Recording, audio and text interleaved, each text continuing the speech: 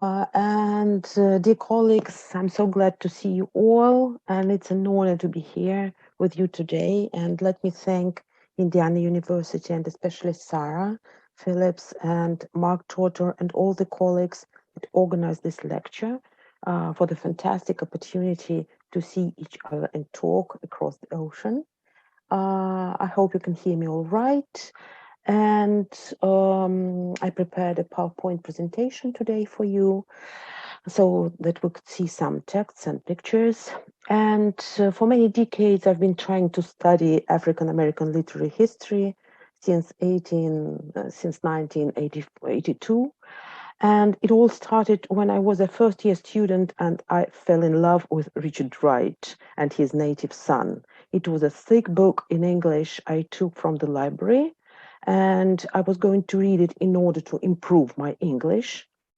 I didn't know what's in there, and I started it, and I couldn't stop until I reached the last page. I missed my classes at the university. I read all day long and then all night long, and when I was through, my decision to study Black American writers became adamant. And it was then considered quite an exotic subject in this country, by the way. And some time ago, I also started to research Soviet African-American literary contexts.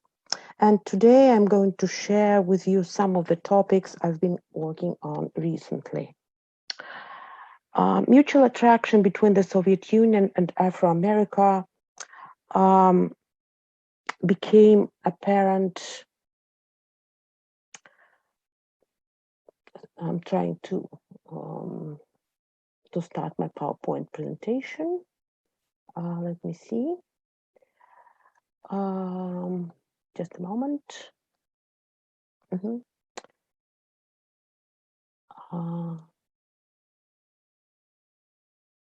you are. I hope you can see it, right? And here is the slideshow. What's going on?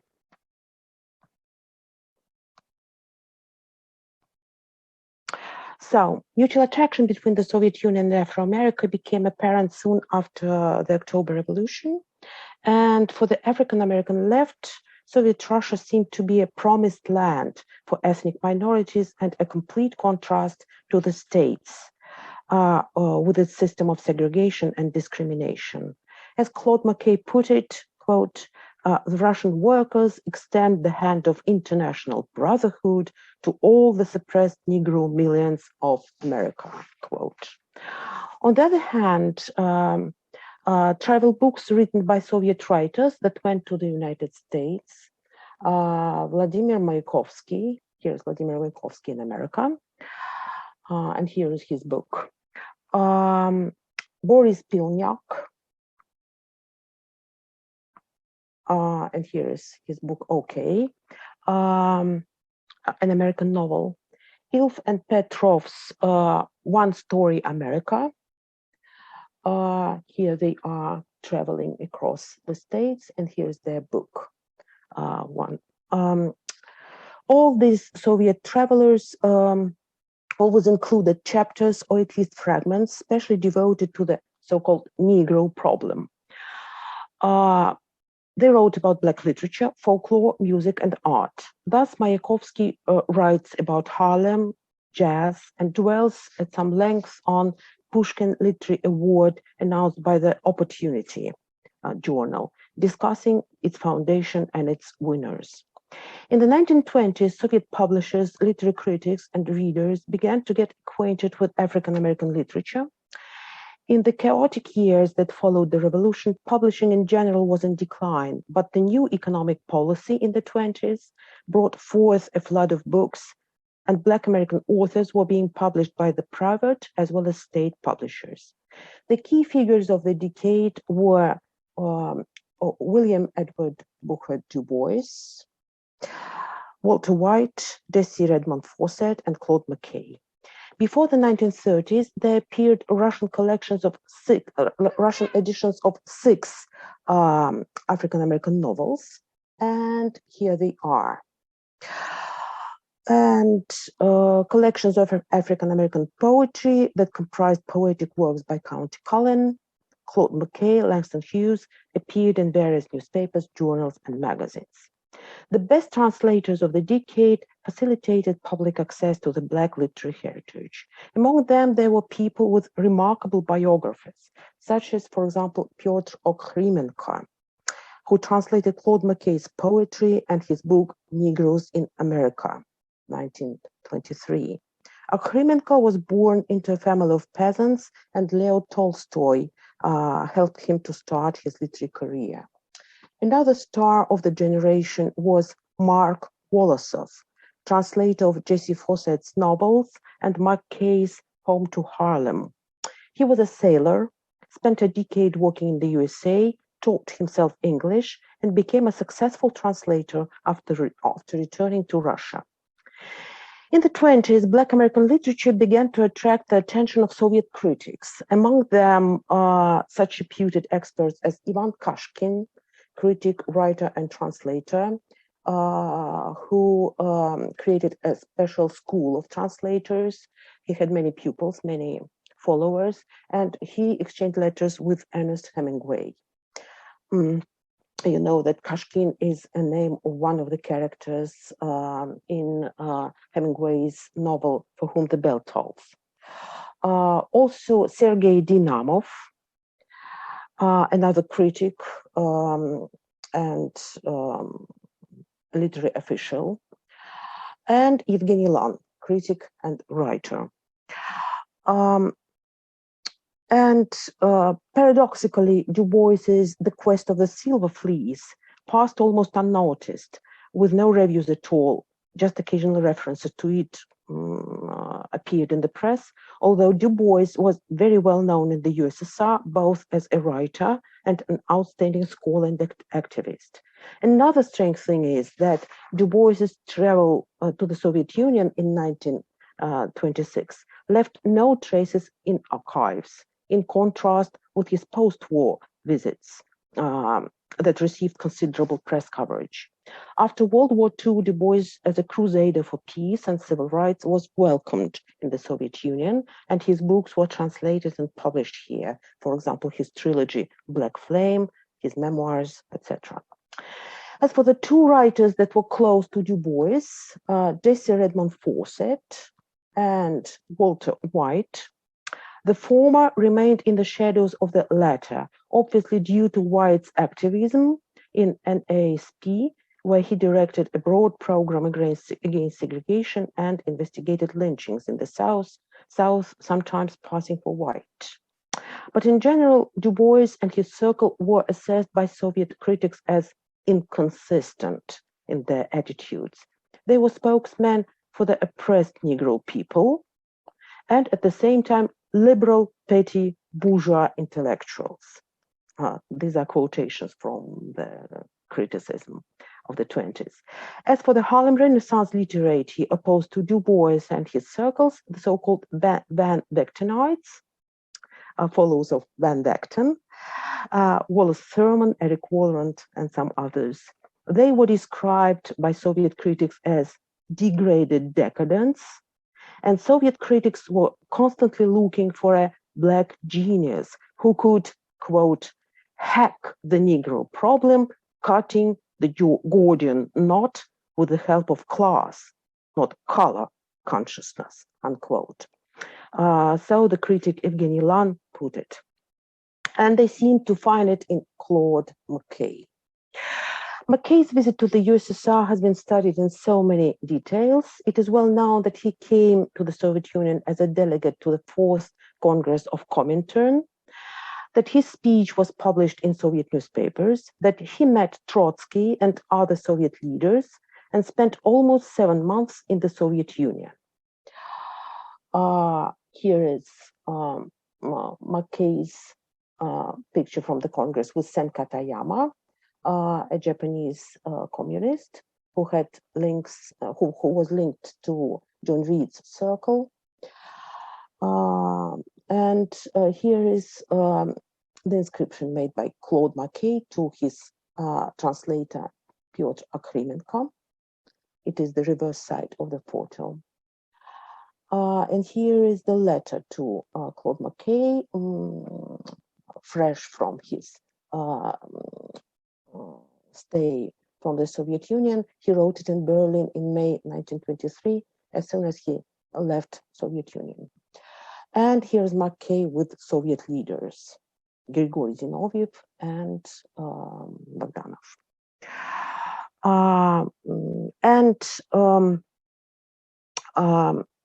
It's very interesting that McKay, who came to Petrograd on the eve of the Congress, and the Congress began on November 5, 1922. He stayed for almost half a year in this country. He was staying mainly in Petrograd, and he was busy writing his book, Negroes in America. It was Leon Trotsky who advised him to write this book. And he was attending meetings, visiting museums and bohemian cafes. He described his stay in the USSR in his long sketch, Soviet Russia and the Negro. This sketch was published in The Crisis in December 1923. It's an absolutely wonderful text, by the way. McKay's visit stirred interest in his poetry, and Russian translations appeared in several magazines and in the anthology Revolutionary Poetry of the Contemporary West that was published in 1927. Claude McKay's literary reputation in the Soviet Union underwent a considerable change. He was introduced to the Soviet public as a black communist writing about the black proletariat and a friend of the Soviet Union. The situation changed drastically in late 1920s when his novels Home to Harlem and Banjo appeared in Russian. The critics were not quite happy about Jake and Ray from Home to Harlem, and Ivan Kashkin, for example, characterized Jake as a, quote, Negro dandy, primitive, healthy, honest, and innocent guy, but unfortunately a proletarian who lacks class consciousness and is indifferent to racial and social problems, unquote. Ray was assessed as a type of a proletarian intellectual, but alas, a neurotic with shattered nerves, useless for social struggle, unquote. McKay's second novel, Banjo, was unanimously regarded as ideologically harmful and a complete failure artistically. Critics stigmatized McKay for his depictions of, quote, animalistic Negro temper, African atavistic features, unquote. The reviews were uncompromisingly hostile. The novel, written by a Comintern delegate, was now compared to the works of, quote, bourgeois sycophants and fascist reactionary scribblers. Here is a quote from one of the critical reviews. Ray speaks directly about the ineradicable basis of racial differences. Race chauvinism extends its hand to imperialism. McKay unmasks his attitude, making Ray idealize primitive life of the blacks. Home to Harlem, therefore, or maybe back to Africa, back to the nature, to the wild Negro tribes, harmful, reactionary point of view. Class instinct didn't betray Soviet critics. Instead of becoming a fiercely loyal Stalinist, the poet finally arrived at Catholicism. There is another piece of evidence that sheds light on Claude McKay's evolution.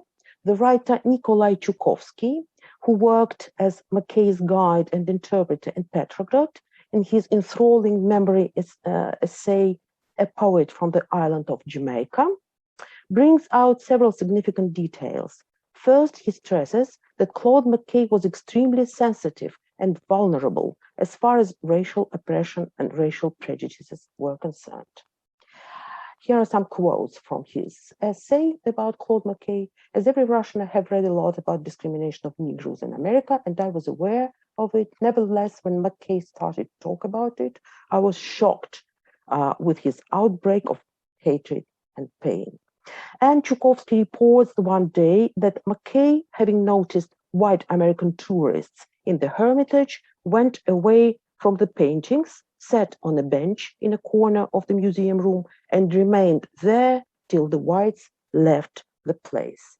And here he tells about it. White Americans. McKay stared at them, silent, frozen to the spot, pressing my hand harder every minute. He seemed paralyzed with hatred. He didn't stir nor move a muscle while they were viewing paintings until they finally left the room. This burning hatred discouraged Chukovsky, who tried to persuade McKay with the help of Marxist arguments, but all in vain. He hated whites, and I failed to convince them that blacks hating whites is as absurd as whites hating blacks. I tried again and again. I kept explaining that one must hate capitalism, not whites. Actually, not me, but he, as a delegate of the Congress of Comintern, was supposed to tell me that. But he was absolutely deaf to my preaching. He didn't even object. He just ignored it. Chukovsky quickly realized that communism, Comintern, and the Soviet Union were of importance for McKay primarily because they contributed to the struggle against racial oppression. He even started to suspect that it was someone's mistake to send McKay to the Congress of Comintern. You see, he writes, I don't think American communists did the right thing when they had chosen him as a delegate to the Congress of Comintern. And Chukovsky was shocked by McKay's absolute ignorance of Marxist theory. He didn't have a slightest idea of what Marxism is. Shocked, I started to tell him about class society, workers, solidarity, internationalism. He listened inattentively and obviously lacked interest. He seemed absolutely impenetrable to Marxism. He liked our country for two reasons. First, people here treated Negroes very well, and second, our national poet Pushkin had Negro blood in his veins, unquote. Although Chukovsky's evidence cannot be regarded as absolutely true and objective, they are subjective, of course.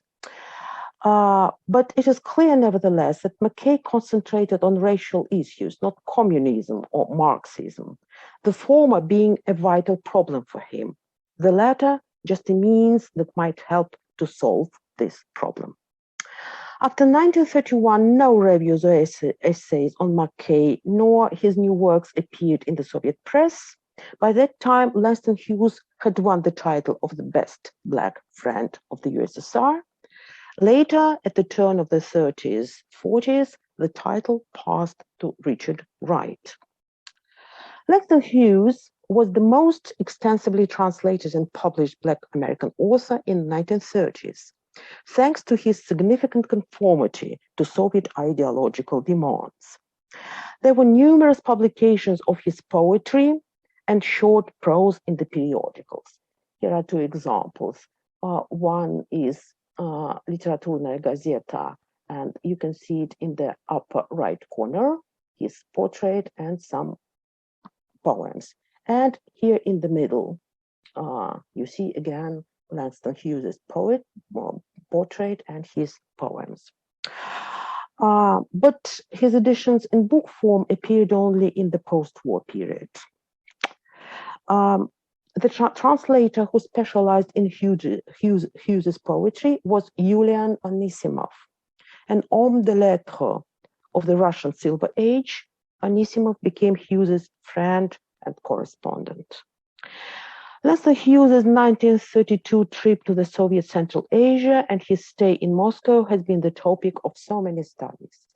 Professor Kate Baldwin is present here, and she's among the scholars who contributed a lot in the research of this episode in Langston Hughes' biography. Here you see the group of the so-called American Negro film group, as they called this delegation in Soviet press in 1932. And here are some other pictures from Central Asia, from Langston Hughes' trip to Central Asia. This is Turkmenistan. Much less is known about the important role Hughes played in Stalin's ambitious project for the worldwide overinflated celebration of the Pushkin death centenary in 1937. Hughes became a member of the American Pushkin Committee. Its activity was directed by the Soviet literary and political institutions. And he was also the founder of the Negro American Pushkin Committee, created in 1936. He invited many outstanding figures to be part of the centenary celebrations. For example, William Stanley Braithwaite, Elaine Locke, Zora Neale Hurston, Arthur Schomburg, Ethel Waters, and some others. The Negro American Pushkin Committee organized performances, exhibitions, publications and press, concerts, and many other activities in the New York Public Library and Schomburg Center, and also in Howard and Tuskegee, which made the Pushkin Centenary a remarkable event in African American cultural life of the late 30s. Leading Black American newspapers and journals contributed to the celebration. And for example, in the Chicago Defender, Chetwood Hall published an interview with Pushkin's granddaughter, Yekaterina Pushkina. Hughes himself published reports on Pushkin celebrations in the International Literature magazine in Moscow and helped the Black theater Gilpin Players to stage a play devoted to Pushkin. The last impressive Soviet project connected with Black American literature before the World War II was the discovery of Richard Wright in 1938 and an extensive promo campaign of the Black communist writer that was launched in 1940-1941, just on the verge of the German invasion. Wright's biography was ideal for a revolutionary Black American writer. A childhood in the racist American rural South, early experiences of class and racial oppression, an interest in Marxism and membership in Chicago's John Reed Club. In 1938, Wright's Uncle Tom's Children was translated into Russian and published in the International Literature magazine. In 1939, there appeared a book edition, and in November 1938, the editor-in-chief of International Literature magazine, Timofey Rokotov, wrote to Richard Wright, "I am happy to inform you that your Uncle Tom's Children is enjoying remarkable success in the USSR. Pravda, the central organ of the party, published an extremely favorable review of the stories." In 1941, Wright's Native Son was published in the International Literature magazine. The foreword was written by the American communist poet, literary critic, and translator Isidor Schneider, who spent 2 years in late 30s working for the International Literature magazine. And the novel was followed by Wright's essay, How Bigger Was Born. Wright's fame in the USSR reached its peak then. Wright's Soviet correspondence stored in the Russian Archive of Literature and Art was published in the journal Literature of Americas in 2017, issue 3. The publication is bilingual and is available online. Wright was thinking of coming to the Soviet Union. He planned to spend a year in Crimea working on his new novel. And as he wrote, it was, quote, the book dealing with the question and plight of Negro women in the US, unquote.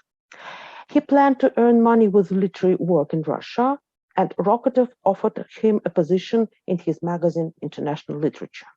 Soviet officials forwarded all the documents necessary for the Soviet visa to the Soviet consulate in New York, and Wright was already packing things, but the war changed his plans. 3 years later, in 1944, Wright published I Tried to Be a Communist in the Atlantic Monthly, broke with the Communist Party, then emigrated to France and disappeared from the horizon of the Soviet readers and literary officials. His next publications in the Soviet Union appeared 40 years later, in 1980s. Book editions of his prose were published in early 80s. They comprised, among other things, his novel Native Son, Long Dream, his tale The Man Who Lived Underground, and The Black Boy. And finally, a few words about Ralph Ellison, who was and remains an invisible man of African-American literature in the USSR and post-Soviet Russia. Strange as it may seem, his great novel, The Invisible Man hasn't been so far translated into Russian.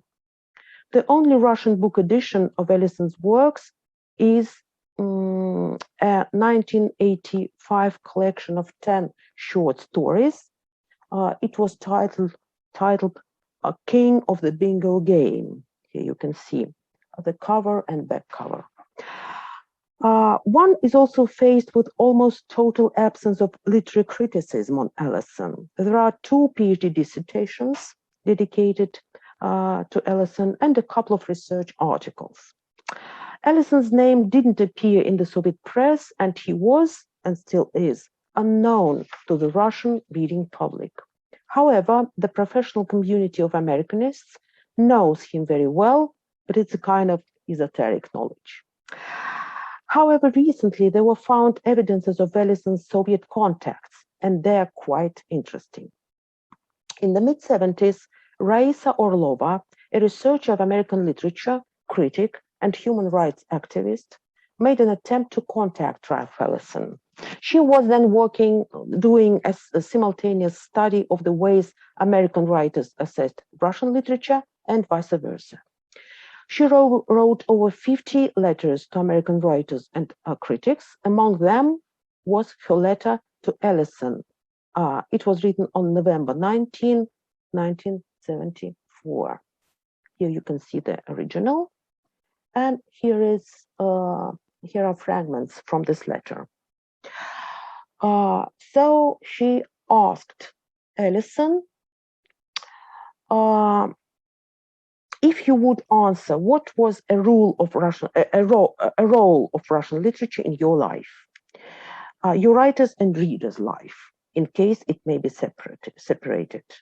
Is it possible to develop some remarks you made in an interview at 1955 about Dostoevsky's Notes from the Underground, and especially about Gogol's The Overcoat? I sincerely hope that we'll have at last Invisible Man in Russian. Raisa Orlova wrote this letter in English, and grammar and syntax are intact in these quotations. Ralph Ellison wrote to Orlova a concise but informative answer, which he may not have mailed, because the copy in Ralph Ellison papers does not appear as polished as Ellison's official copies of outgoing mail. Plus, so far, no trace of this letter has been found in Orlova's archive. He wrote that he is pleased to know that people, readers, and critics in the USSR are interested in his novel. And he tells Orlova about his preferences as far as Russian literature is concerned. You can see that he tells that Tolstoy, Turgenev, Dostoevsky, and Gorky offered me many insights into ways of interpreting social events as they unfold in the US. And he brings out Dostoevsky as perhaps the greatest of novelists. And he is also aware of Pushkin and Chekhov and other masters of Russian literature. And he stresses that Notes from Underground was especially important in the writing of Invisible Man. I think a look at the 2 works would make further comment unnecessary. For the narrator of Invisible Man, despite differences in culture, race, and nationality, also an underground man. And he says that Gogol's Dead Souls was an important text for him. Orlova's study wasn't completed. She had to emigrate in 1980, so this information remained unused. And the first attempt to translate Ellison's Invisible Man was made in 1977 in Ukraine. Литературная Украина, excuse me,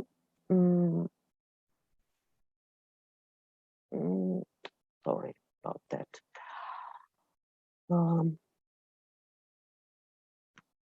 I have to find the right place. Here you go. Excuse me, Dr. Panova, we're not seeing your presentation anymore. Yes. I'm trying to find the correct slide. Sorry about that. Now, let's try once again. Here we go. Can you see it now? So, Литературная Украина, the newspaper of the Ukrainian Union of Writers, published Battle Royal, an episode from The Invisible Man in Ukrainian, in 2 issues in September 1977. The translator was Oksana Bedzigalitska, a young scholar of American literature from a well-known family of Soviet Ukrainian writers. At the end of 1977, she wrote a letter to Ralph Ellison. Here you see the original of this letter stored in Ralph Ellison papers in the Library of Congress. And she wrote there that she fell in love with his novel Invisible Man. Quote, "Not long ago, I accidentally ran into your story Battle Royal. It impressed me so that I made an immediate attempt to translate it into Ukrainian. The story was published in local literary newspaper and roused widespread interest to its author and his work. I'm eager to continue the work and now began to translate the whole your novel Invisible Man. Unfortunately, I have no other your works." Again, her grammar and syntax remain intact. In the letter, Oksana told about herself. Born in 1947, she graduated from Philological Faculty of Kyiv University and started to work as a research fellow at Taras Shevchenko Institute of Literature of the Ukrainian Academy of Sciences.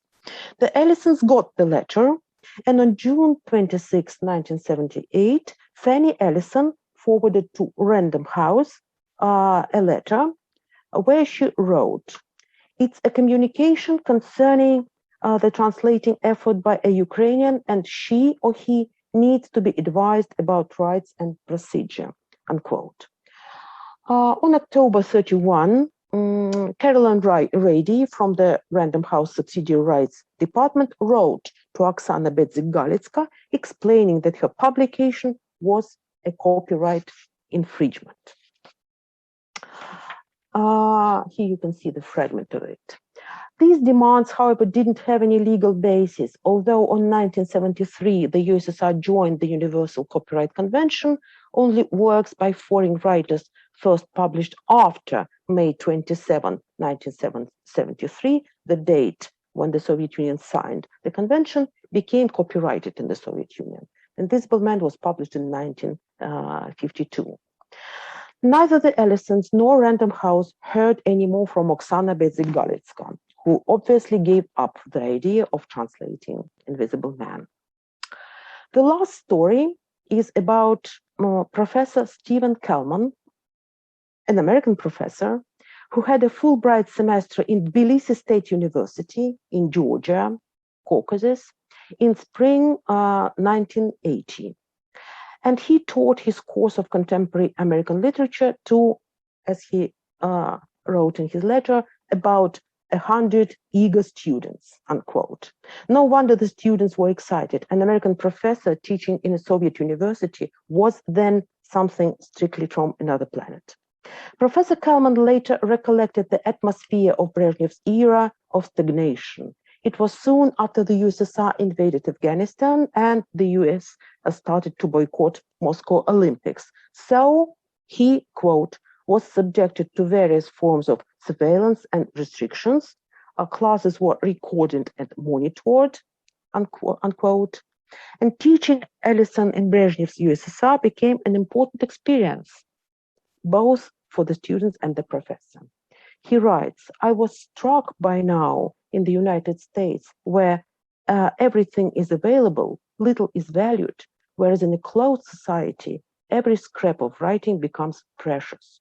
During private conversations later, students expressed their gratitude to Ellison for conveying so vividly the alienation they were feeling.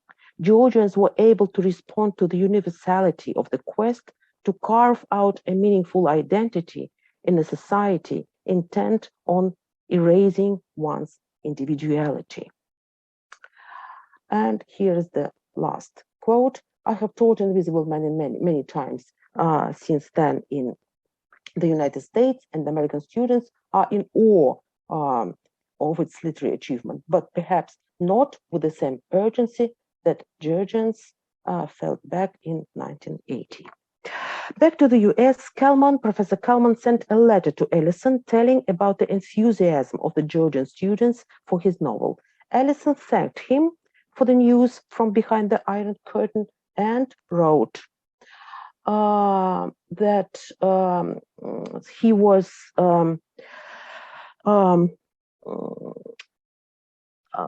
that he thanks Professor Kalman for letting him know that he had, sorry about that again. I have to stop once again the demonstration because I lost the correct slide again. Sorry about that.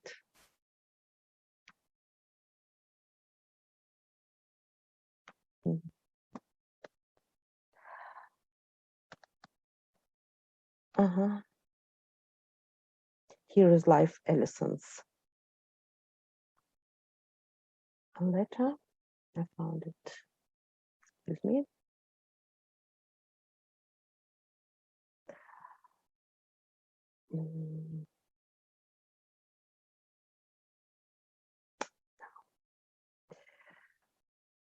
Okay. Ellison writes, thank you for letting me know that I have readers in Soviet Georgia. It gives me some of that delayed pleasure, which I imagine one receives upon learning that a message launched years before in a seaborne bottle was actually fished up along a faraway shore and enjoyed by a sympathetic reader. Several writer friends have informed me of their having met Soviet writers who are familiar with my novel, but none were able to tell me how this had come about, or if there was an edition of Invisible Man. So Ellison had no news from Russia and didn't know whether his novel was translated or published. And Ellison also wrote that he himself had an experience of bringing together African American and Russian culture when he was teaching Russian literature at Bard College in 1958. He writes, I had read, enjoyed, and learned a great deal from the Russian novelists and was thus able to translate many of their characters' customs, motives, and dilemmas into what were more or less satisfactory Afro-American experience. Slave for serf, plantation owner for Russian aristocrat. I learned a lot from our little forays into the realm of comparative humanity and culture, unquote. In the post-Soviet period, Ellison's heritage so far has got the critical appraisal. It obviously deserves, despite the fact that his novel is referred to as a classical text. Soviet editors, publishers, translators, and readers have been accustomed to think of Black American literature as a literature of protest, militant revolutionary activism, and anti-imperialist solidarity. That stereotype formed in the 20s, 30s, and was true to a certain extent, but it was not the whole truth about African American literature. For decades, Soviet literary institutions ignored various names, currents, forms, and phenomena of African American literature that failed to fit into the paradigm of the protest literature. Ralph Ellison's Invisible Man, Chester Himes' The Primitive, James Baldwin's Giovanni Room, Another Country, and Tell Me How Long the Train's Been Gone were being silenced and passed unnoticed. Some of them came to the Russian reader in Brezhnev's era, late 70s, early 80s, during Perestroika and in the post-Soviet period, together with a new generation of African-American writers, such as Toni Morrison, Alice Walker, Gloria Naylor, and helped to restore the landscape of Black American prose as much more versatile, rich, and multifaceted than early Soviet depictions of Black literature. And these were the sources I wanted to show you. The Red and the Black, recently published by Manchester University Press, a wonderful collection of essays devoted to the Black world and the Russian Revolution. and also global Ralph Ellison, and some of the facts I shared about Ellison's contacts, Soviet contacts, you can find in this book. And there was also a picture of the cover of our journal, Literature of the Americas, where you can find Richard Wright's letters and some material on Claude McKay as well. Thank you so much for your attention, and sorry for the interruptions.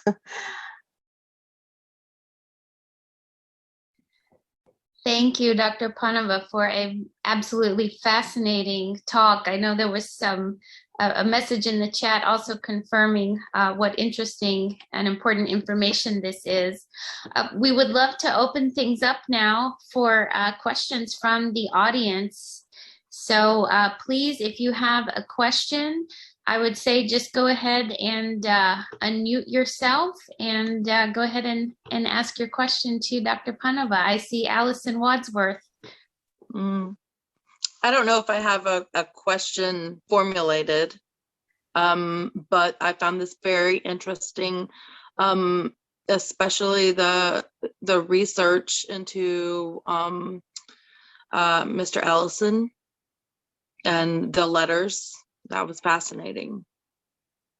Thank you so much. We were fascinated as well. It was so unexpected. We didn't know anything about his Soviet contacts.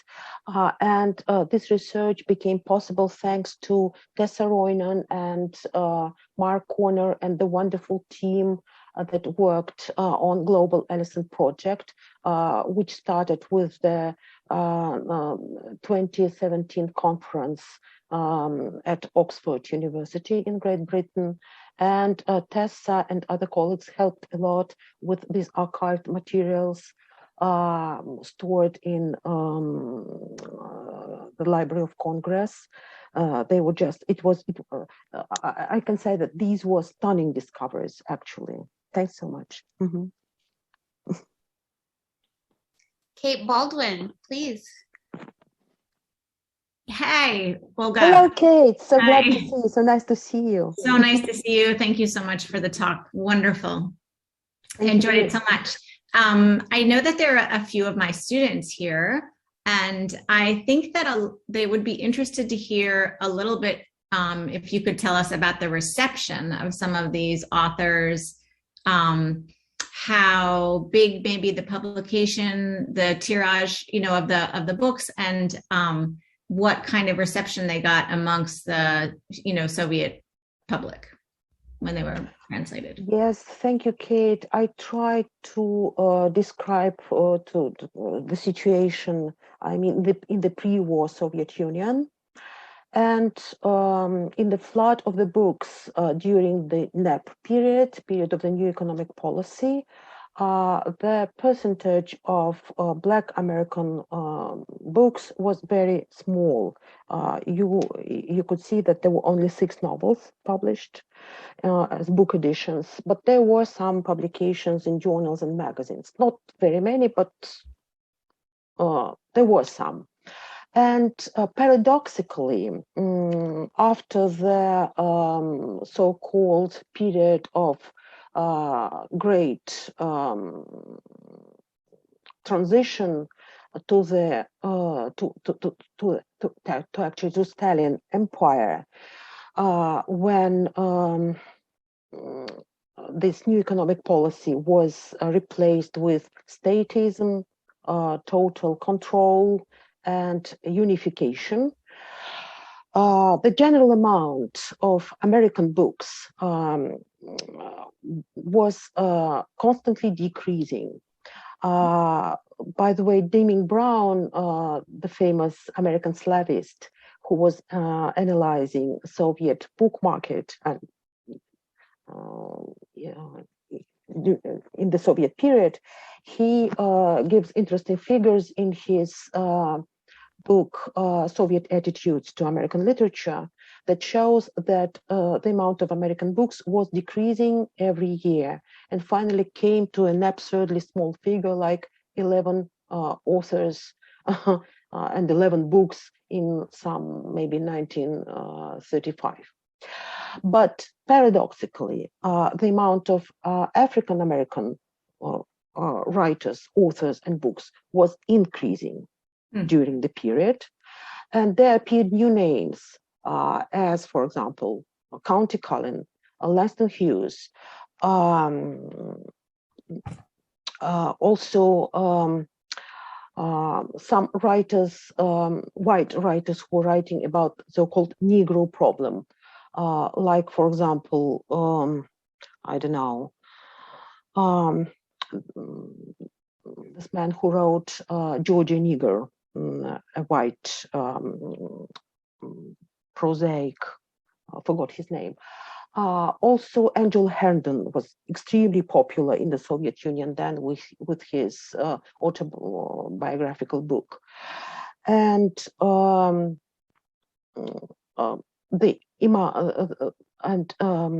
the flood of this African American books was increasing and became more and more versatile. And finally,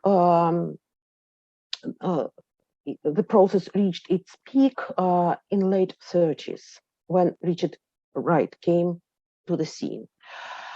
But the situation changed after World War II, because during the 50s and the 60s, again, the amount of new African American names and books was being decreased.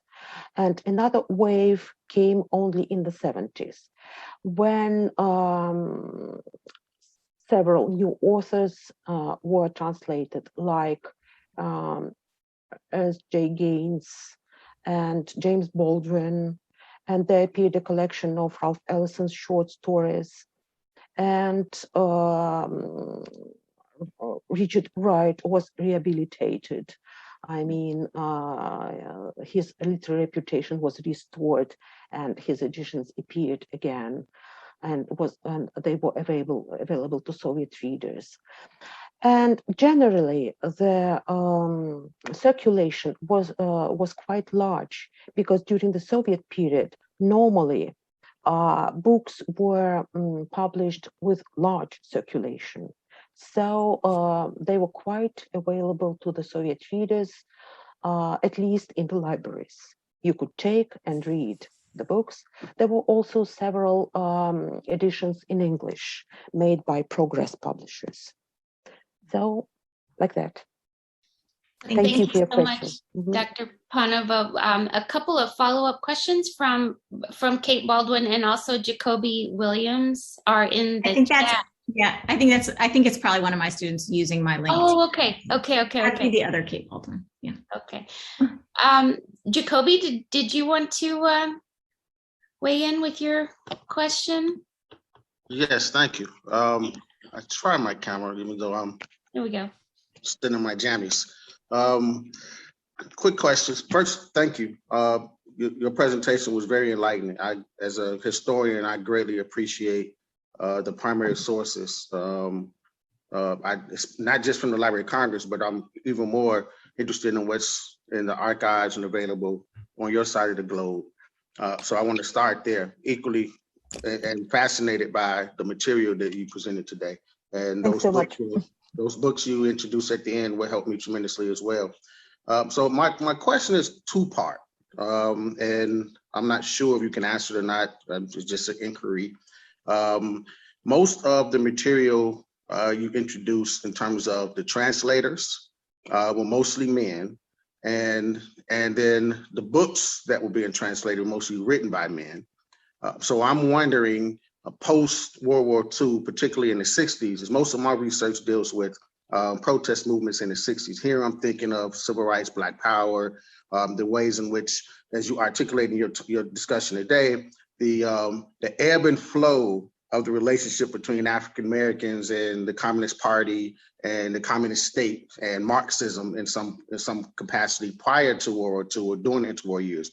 But that increases, actually. The relationship has more of a stronger bond in the 60s and 70s, as the Russians are one of the first to articulate the contradictions that are taking place in the States during those civil rights and Black Power movements. And so out of those works, you get a lot of writers So I want to know if you could speak a little bit more to why the 60s and 70s there isn't that much interest, considering it's the height of the Cold War. You have all these anti-Americanism writers coming out. I'm thinking here, of course, you mentioned Baldwin, but Amiri Baraka and the whole host, but it's a whole lot of women like Angela Davis and Maya Angelou, Nikki Giovanni, Sonia Sanchez. I could keep going on and on. So I'm wondering if you could talk a little bit about why there's the disconnect in the height of American, on behalf of African Americans, anti-American sentiment, on behalf of Marxist ideology, and in some places even communist connections in the 60s, and then the gender dynamics in terms of why only male authors are being targeted as opposed to women, and what about women translators, which we don't get into to the 1980s. So you can just speak some small part about gender dynamics, please.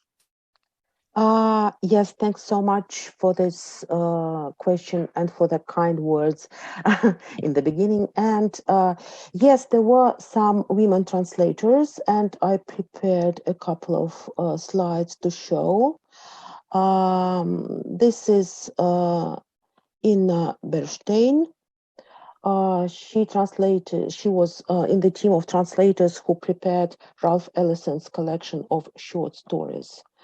And here is another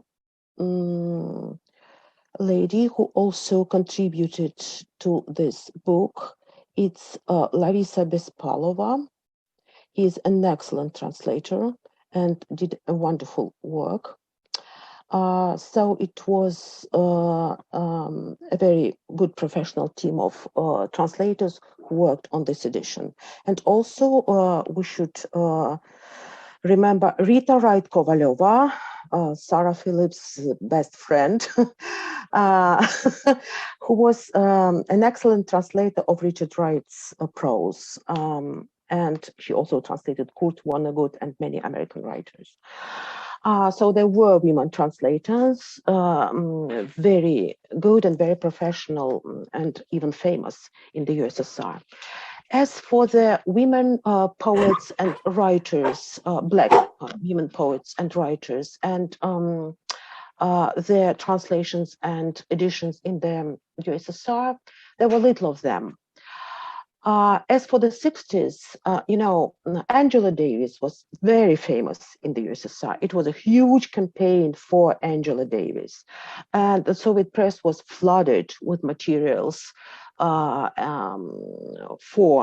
it was a crusade actually for Angela Davis, and there were jeremiads against these racists and oppressors who persecuted her,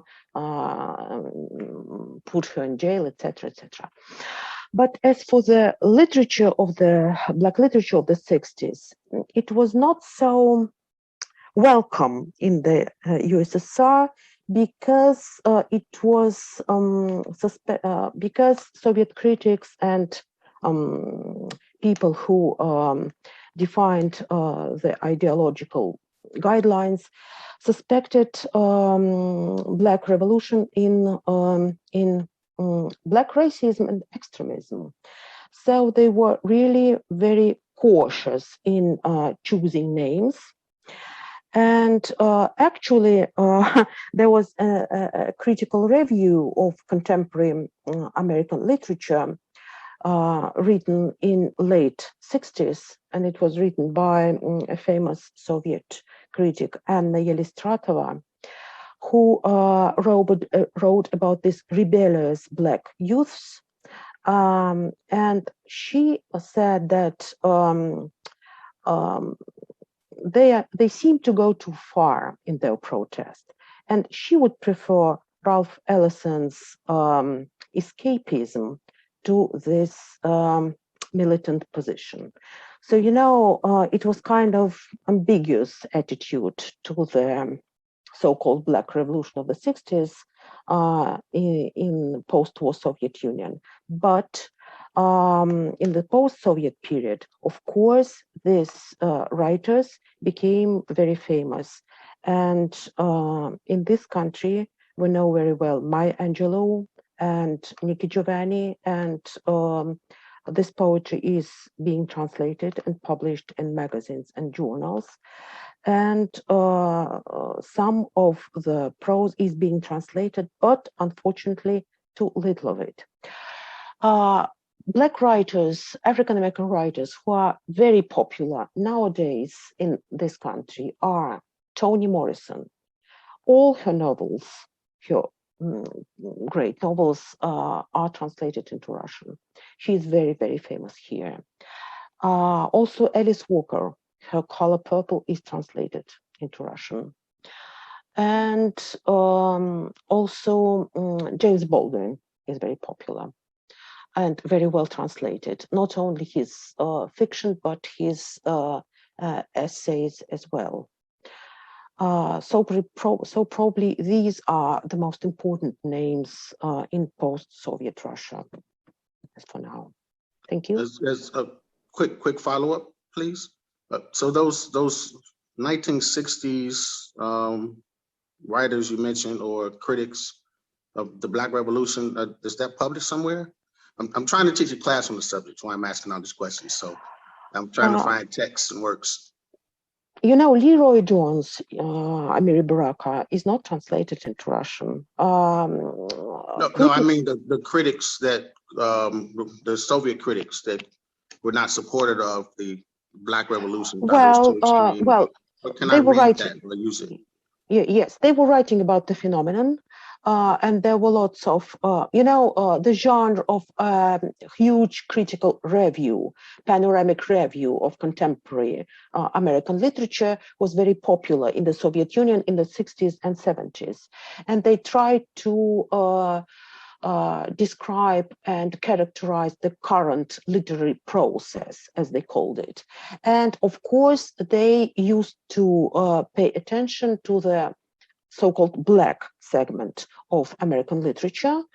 And they wrote about the phenomenon of the 60s, of the Black Revolution of the 60s, but they were they gave ambivalent assessment to the phenomenon. On the one hand, they welcomed the protest against racial oppression. On the other hand, they kept emphasizing that these young revolutionary writers, critics, and militant activists sometimes tend to go too far, and they are quick on their way to Black racism. Because, as Nikolay Chukovsky tried to explain, McKay, you should hate capitalism, not whites. This was the idea that kept repeated, that was always repeated in the Soviet criticism of the 60s and 70s. Now, so you should hate capitalism, not whites. So that's it. Later, things changed, of course, and in the 80s and in the 90s, the critical assessment of the phenomenon became more complicated, versatile, and subtle, I would say. Thank you so much. We have little time left, but two really interesting questions in the chat. Camille Buckler says she's in a public space, and so she can't voice her question. So I'll do that for her. And then McKenna, you are welcome to ask your question after that one, or we can read it for you as well. So Camille says, she's wondering if Dr. Panova would be able to elaborate more on Richard Wright's eventual breaking from the Communist Party and his controversial role as a CIA informant. Sorry, what was the beginning of the question? There was something wrong with it. If you could elaborate more on Richard Wright's eventual breaking from the Communist Party. Well, the question was investigated in the United States, and to a certain extent here. I can dwell at some length on the Soviet reaction to it. when the war started, after the German invasion, the communication between the states and the Soviet Union was very slow, because the post almost stopped work, and they could only exchange telegrams. And they kind of lost contact, and they didn't know about the changes that were going on during these years in the States. And, Soviet literary officials, editors, and critics usually had American emissaries who worked for them, informing them, sending materials, etc., etc. Among these emissaries who worked for the Soviet literary institutions in the States was Walter Carman, who was an intermediary between Richard Wright and his Soviet correspondents and publishers. Walt Carman, who used to work as an editor in the New Masses, and then he worked for some time in the 30s in the Soviet Union for the International Literature magazine, and then he came back to the States and continued to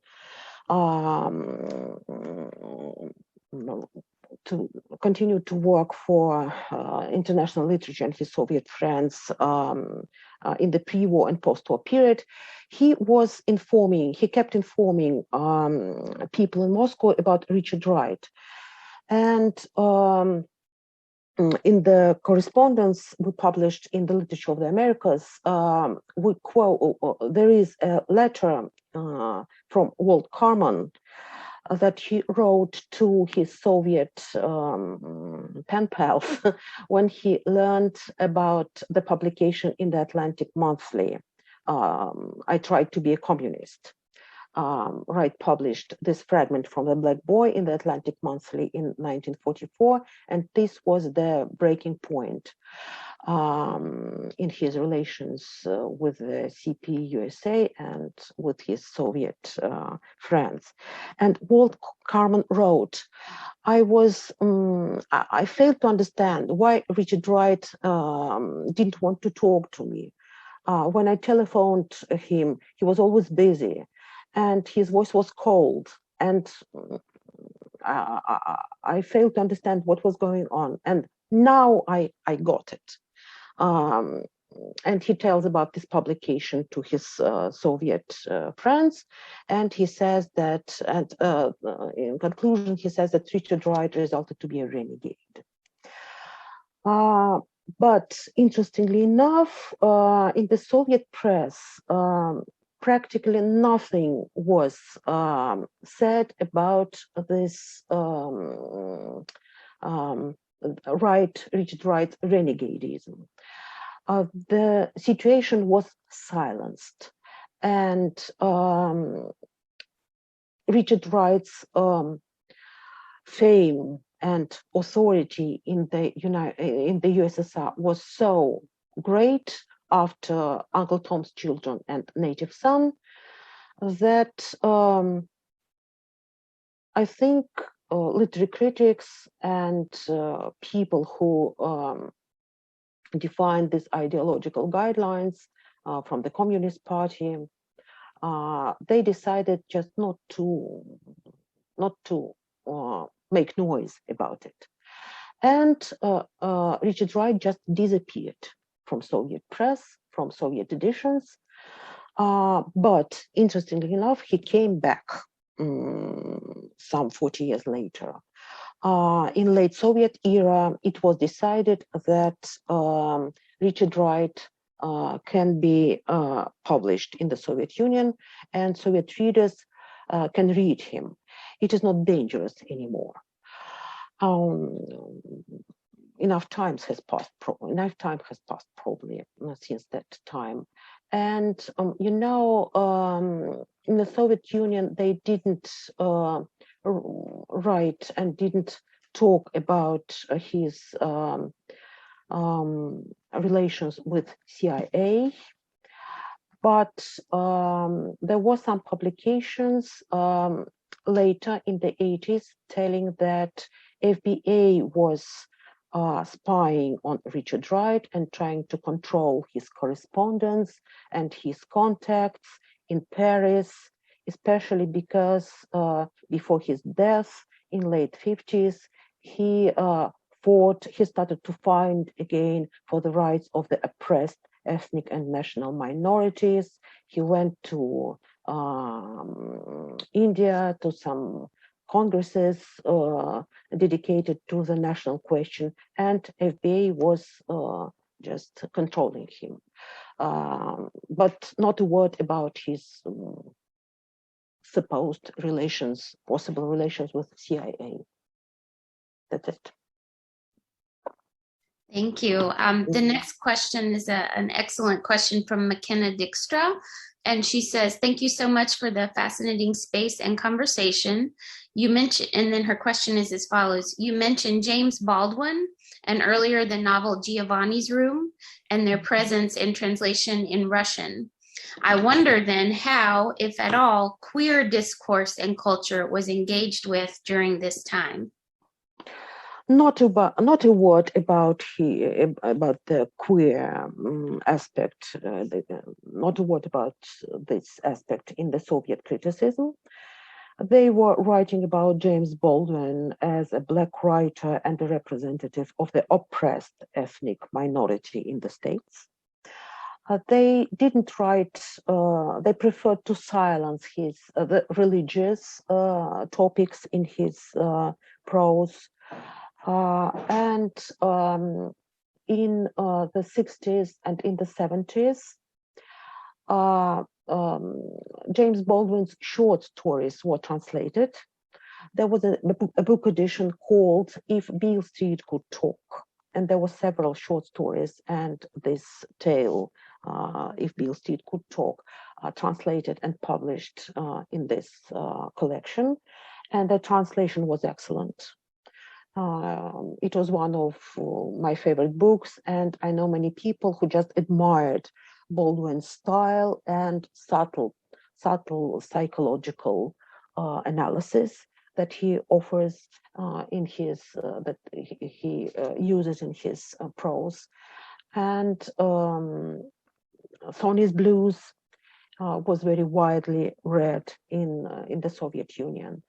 And his essays were translated. The Fire Next Time, No Name on the Street, collections of his essays. And the time for his novels came later, in late 80s and in the 90s.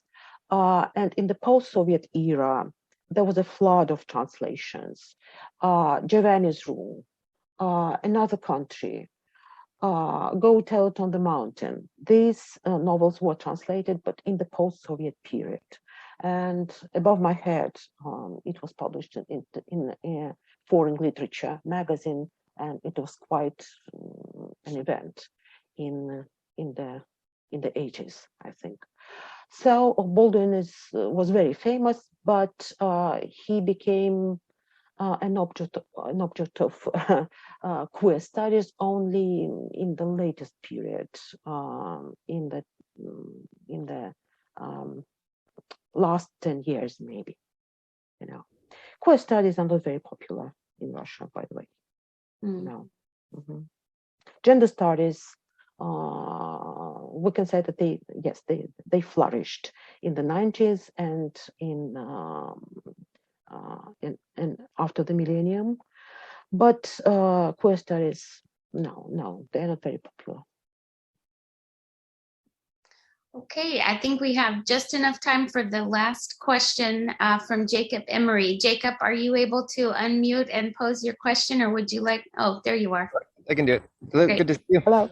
Thanks so much for the talk. I found it absolutely enlightening, and I had a quick question, just because I've always been curious about how Ralph Ellison was relatively late to be translated into Russian and to become popular, even though he's the one who most explicitly addresses the history of Russian literature, since the narrator of The Invisible Man identifies himself with the Человеки Podpolya, the underground man. And I was just wondering what Russian readers made after it was translated of the fact that Ellison is not just writing about the American situation, but also writing himself into the tradition of Russian literature? Yes, thank you for your question. The sad situation is that the Russian reader doesn't know Ralph Ellison. We don't have translations. These 10 short stories were published in 1985, and The Invisible Man is not translated, let alone his later novels that were discovered and published by John Callahan, and that are available to the English reading people, English reading audience in the States and worldwide. You know, this is the paradox of the Russian book market, and I hope that this situation will be improved, because, you know, I started to translate the novel, I mean The Invisible Man, and I signed a contract with the publishing house of the Russian Academy of Sciences, Литературные памятники, and we're going to publish this novel in Russian translations, in Russian translation in some 3 or 4 years, hopefully, because, you know, it's just a crying shame that we don't have this novel in Russian. So I said that it was kind of esoteric knowledge among the club of the Americanists. Of course, they do know Ralph Ellison, and his name is mentioned here and there, and references are made to his works and to his personality in some articles and essays and papers. But you know, it became a kind of an open secret. Everyone knows about Ralph Ellison in the community of Americanists. No one writes about him. No one researches. No one just talks about him. You know, I feel like a lonely cry in a desert with my fixation on Ralph Ellison. And I hope that this situation will be improved when Invisible Man appears in Russian after all, you know, that's it. It's really strange because Ellison and Richard Wright were strongly influenced by Dostoevsky and Russian literature. And we should know them here. It's absolutely... it's an absolutely impossible situation, you know. So sorry about that. Well, I'm so glad that you're taking on the translation. I will try to improve the situation. I will try to do everything to make Ralph Ellison speak Russian after all. That's fantastic. I know all of us here support you in that quest. So best of luck. It is such important work that you are doing, Dr. Panova, and thank you for sharing it with us. Thanks for everyone for coming today. I just want to say briefly that our next lecture in the Americanists speaker series will be on October 22nd. So please mark your calendars, when Victoria Zhuravleva, professor of American history and international relations and head of the American Studies Department at the Russian State University for the Humanities, will give a talk about US-Soviet corn diplomacy. Corn diplomacy is just one important topic explored in Dr. Zhuravleva's new book, The Common Past of Russians and Americans. So we'll be sending out information about that. And once more, we want to thank today's speaker, Dr. Olga Panova, for her enlightening lecture about the reception of African-American literature in the Soviet Union and Russia. So big round of applause. Thank you so much. And thanks for everyone for coming. Thanks so much for your patience and for your kind words and for your support. Thanks so much. All right, thanks. It was a pleasure to be here. I'm reading the chat messages. Ah, yes. Very interesting. Thank you so Okay, much. that was wonderful. It was great. Thank you. Yeah, Sorry about these we interruptions. really And appreciate your taking the time to deliver this absolutely fascinating survey of a topic that is really all too little known in the United States and elsewhere, I dare say. I know I've learned a lot today, and I think I speak for most, if not everybody, in the audience when I say that. Yeah, just really fascinating. I did want to actually ask you one question. It's a very easy question to answer. You don't have to go very long. But when you spoke about the criticism that was, you know, the less than favorable reception of Claude McKay's Home to Harlem and Banjo in the late 1920s. I wanted to ask, were those works actually translated into Russian and published in the 20s? Oh, yes, they were. Okay, They were. yeah. They appeared first in the International Literature magazine and then as book editions. Thank you. And Banjo was the last publication of Claude McKay's works, because after that, you know, he lost his prize as the biggest black friend of the USSR. So they were published. You know, there is a prejudice among Russian critics, and of course among students and younger colleagues who started their careers in late Soviet years, in the 80s. They tended to think that practically nothing was published in the USSR in the 20s and 30s. But it's not so. Actually, in the 20s and the 30s, there's a flood of publications, lots of things that were being translated. Of course, they were criticized and explained and treated correctly from the point of view of Marxism dogmas, right? But still, they did publish the texts. And they did publish, for example, Nigger Heaven. There were two translations of this book that appeared almost simultaneously in the 20s. And some other incredible things like, I don't know, James Joyce's Ulysses. You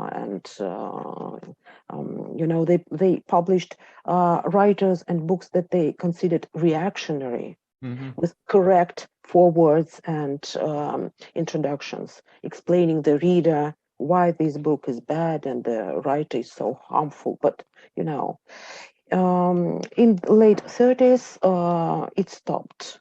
And in the post-war period, we had the censure was much harder, actually, than during the pre-war period, paradoxically.